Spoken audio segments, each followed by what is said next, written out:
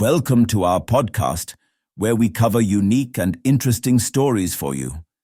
In this episode, we will discuss the possibility of faster-than-light travel. Ever wondered if you can travel faster than light? It may not be too far from reality after all. How, you wonder? It's simple: a warp drive.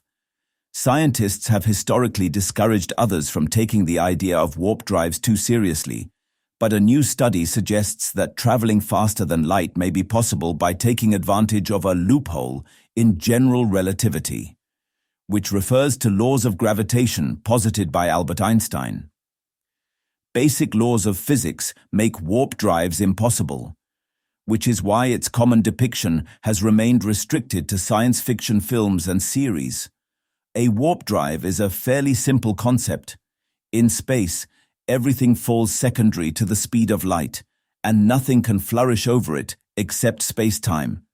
To achieve warp drive, scientists intend to warp space-time surrounding an object.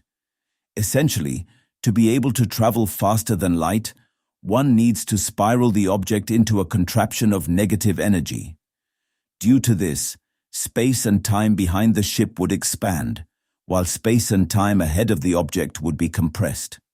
This was first envisioned by Miguel Alcubierre, a Mexican scientist in 1994. But there's a catch.